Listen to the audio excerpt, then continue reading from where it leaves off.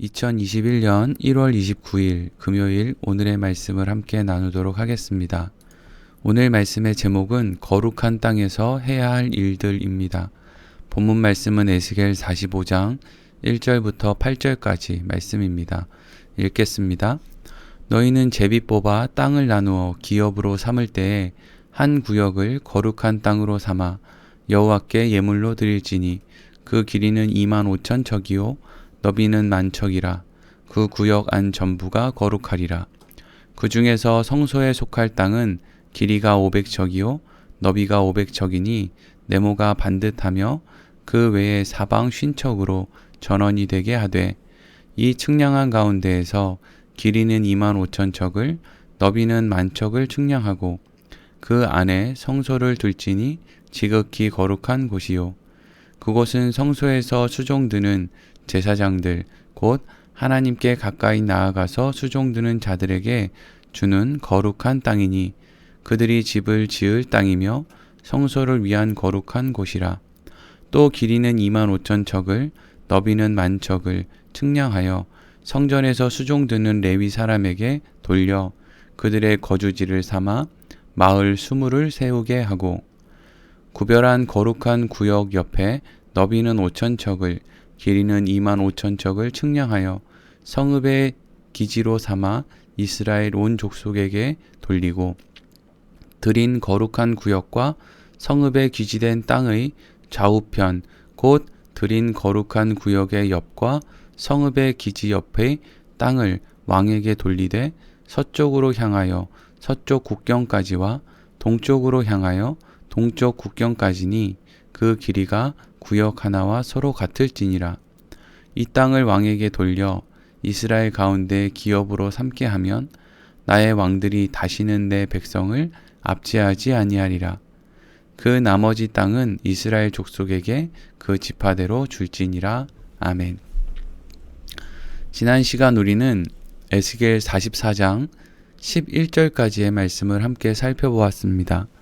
하나님께서는 새롭게 지으실 성전과 그 성전에 임하실 하나님의 영광에 대해서 에스겔 선지자에게 보여주셨습니다. 그리고 에스겔 44장 12절부터 오늘 45장까지의 말씀은 하나님께서 새롭게 지으실 성전에서 행하여질 일들과 성전 안에서 그곳에서 살아가게 될 사람들이 얻게 될 땅 분배에 대한 말씀이 기록되어 있습니다. 우리는 이러한 말씀들을 대할 때 먼저 생각할 부분이 있습니다.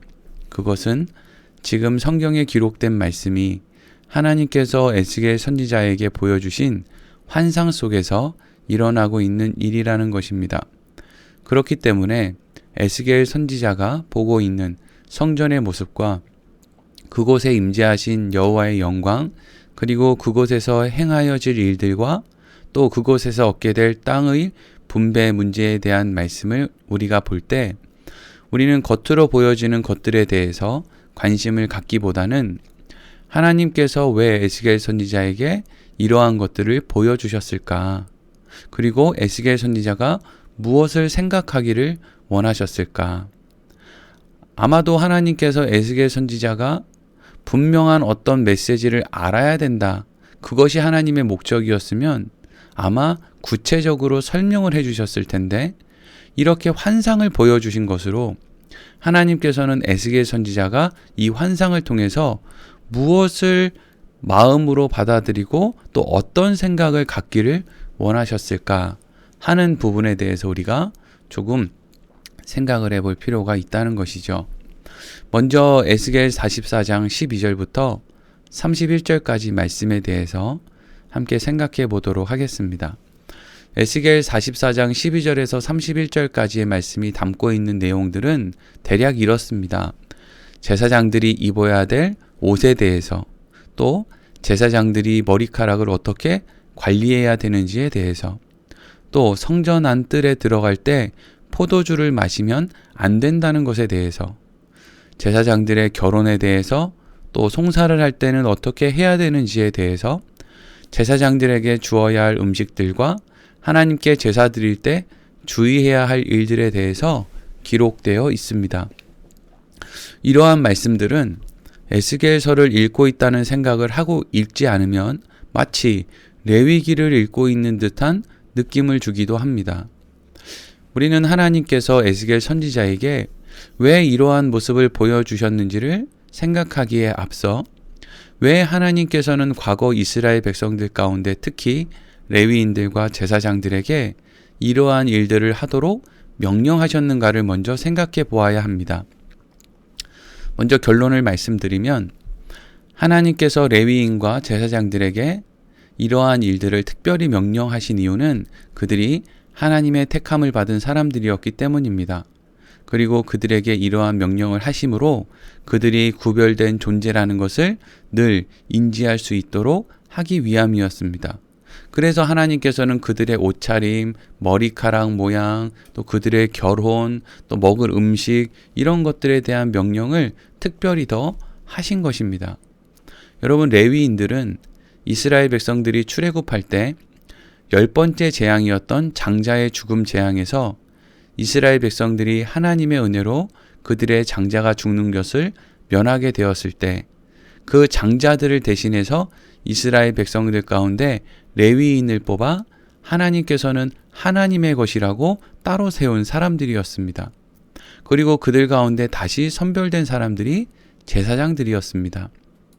그렇기 때문에 에스겔 44장 12절에서 31절까지의 말씀에서 새롭게 지어질 성전 안에서 제사장들이 해야 될 일들에 대한 기록이 있는 것은 단순히 새롭게 지어질 성전에서도 여전히 제사장들은 어떤 직무를 수행해야 한다라고 말씀하시는 것이 아니라 새롭게 지어질 성전은 하나님께서 택하시고 구별하신 존재들이 살아가게 되는 곳이라는 것을 말씀하시는 것이고, 그리고 그곳에서 제사장들이 행하는 일들은 그 일 자체로도 어떤 의미가 있겠지만 그것보다 더 큰 의미는 하나님께서 그들에게 직접적으로 어떤 명령을 하심으로 하나님과 직접적인 관계를 맺고 있음을 의미하는 것이라고 할 수 있는 것입니다. 결국 에스겔 44장 12절부터 31절까지의 말씀은 하나님께서 택하시고 구별하신 존재들이 새롭게 지어질 성전에서 살아가게 될 것이고 그곳에서 하나님과 온전한 관계를 맺고 살아갈 것을 에스겔 선지자에게 어떠한 그런 모습을 통해서 말씀을 해주고 계신다라는 것을 우리가 알 수 있는 것이죠. 그리고 이어지는 5장의 말씀을 보겠습니다. 5장 전체에서 가장 중요한 말씀인 1절 말씀 우리가 읽겠습니다. 1절입니다. 너희는 제비 뽑아 땅을 나누어 기업으로 삼을 때에 한 구역을 거룩한 땅으로 삼아 여호와께 예물로 드릴지니 그 길이는 25,000척이요 너비는 10,000척이라. 그 구역 안 전부가 거룩하리라. 아멘. 1절 말씀에서 하나님께서는 에스겔 선지자에게 두 가지를 말씀하셨습니다. 첫 번째는 성전에서 땅을 나누는 방법은 제비를 뽑는 것이다 하는 것이고, 두 번째는 제비를 뽑아 나눈 땅 가운데 한 구역을 거룩한 땅으로 삼아 여호와께 드려야 한다 하는 것입니다. 성전에서 땅을 나눌 때 제비를 뽑는다는 의미는 그 성전의 주인이 하나님이심을 의미하는 것입니다. 그리고 그 땅을 얻게 될 사람들은 그 땅을 얻을 만한 자격이 없다는 것을 의미합니다. 어떤 사람은 자격이 있어서 많은 땅을 얻고 어떤 사람은 자격이 없어서 적은 땅을 얻는 것이 아니라는 것이죠.